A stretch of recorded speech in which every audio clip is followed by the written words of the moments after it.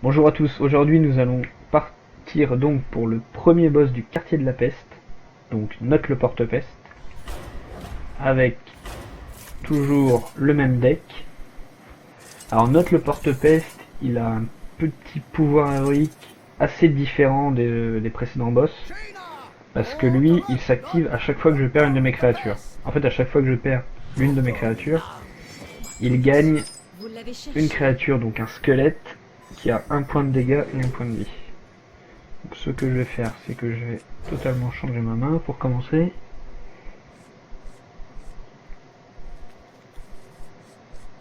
Bon, j'ai le dupliqué, j'ai la taunt. Je peux piocher. On va bien voir. Sortez vos morts. Donc le fossoyeur de son côté. Donc, la boule de feu en cas de besoin. Ce que je vais faire, c'est que je vais blesser son fossoyeur. Car il faut éviter de le laisser monter trop en dégâts. Voilà, donc je vais même le détruire.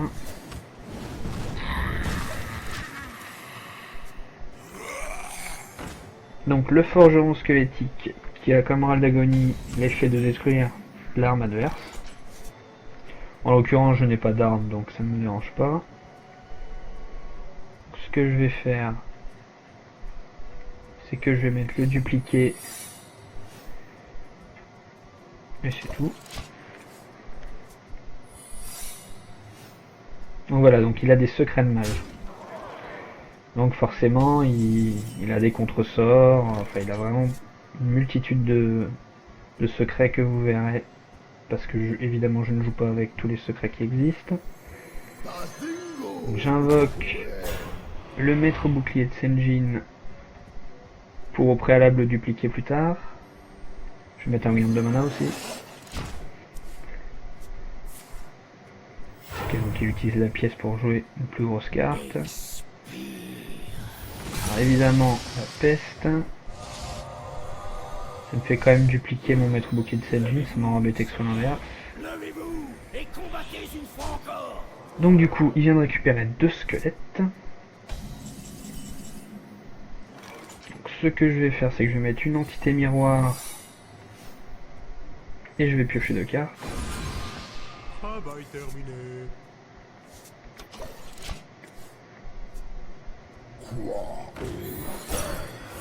Ok, donc comme dans l'un des précédents épisodes, j'ai récupéré l'abomination. Donc il l'a détruit dans tous les cas, donc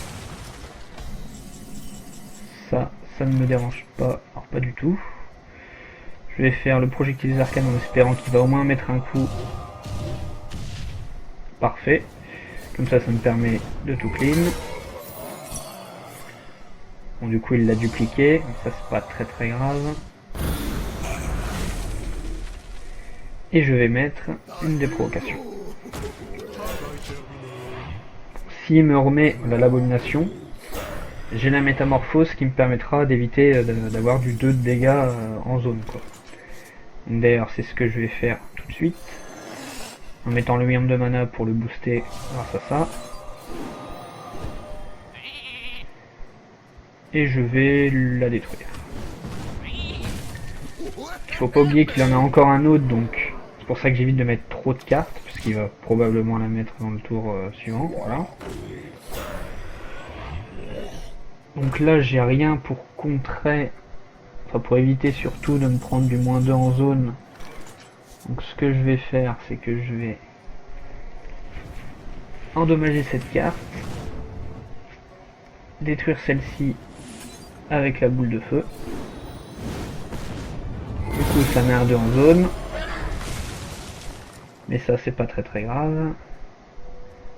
Je vais mettre l'image miroir pour continuer de booster ma créate. Et je vais mettre un savant fou au cas où s'il décide de faire une destruction de zone. Et je vais directement au dommage. Qu'est-ce qu'il va jouer sa carte peste? Non. Donc il détruit mon royaume de mana. Avec un -1. Donc ça me fait piocher. Le chevalier noir qui détruit un taunt. Ok. C'est une légendaire qui permet de détruire un serviteur adverse avec provocation. Alors ce que je vais faire maintenant, c'est remettre cette provocation là.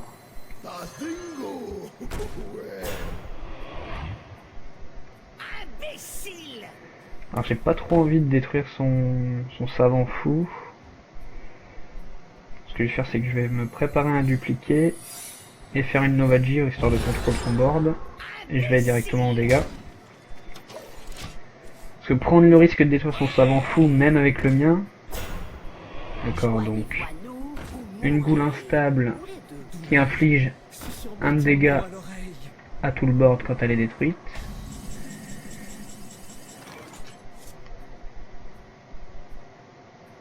Ce que je vais faire, c'est que je vais blesser celle-ci. Voilà.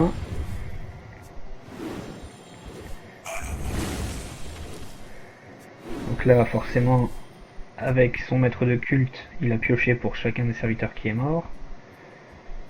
Ensuite, je vais d'abord détruire cette carte-là. Ça évitera de continuer de le faire piocher.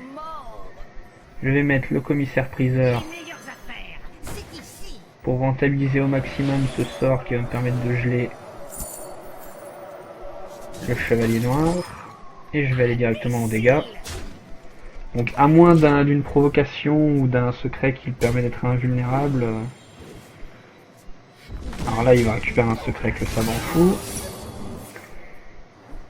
Du coup j'avais un dupliqué, donc du coup je récupère 2 taunts. Sortez vos morts. Ok, il remet un fossoyeur, une abomination. Joignez-vous à nous ou mourrez. Plutôt embêtant, ça l'abomination, quoique non en fait ça va bien le faire vu que je viens de récupérer le choc de flamme. Donc du coup je vais clean tout son board, ça va infliger du -2 quand même sur mon côté aussi vu qu'il y a l'abomination qui fait du -2.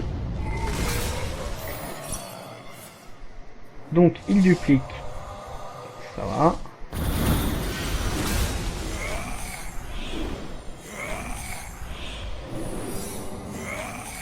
Du coup je viens de récupérer une entité miroir, je vais aller directement aux dégâts, je lui refais un petit -1. Du coup il lui reste 1 de vie, donc on va voir ce qu'il va jouer. Donc peste, donc il détruit tout sauf les squelettes.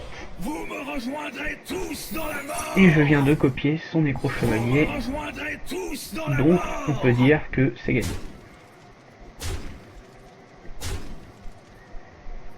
Et ben mine de rien, ça aurait été quand même, on voit qu'on commence à rentrer sur des boss un peu plus compliqués, parce que il nous a quand même pas mal baissé celui-là, donc un peu plus chaud que les autres. Et bien sur ce, je vous remercie d'avoir regardé cette vidéo, n'hésitez pas à vous abonner, à mettre un pouce vert, à partager la vidéo si vous avez aimé. Ça me ferait très plaisir et je vous souhaite une bonne fin de soirée à vous tous. Allez, à la prochaine.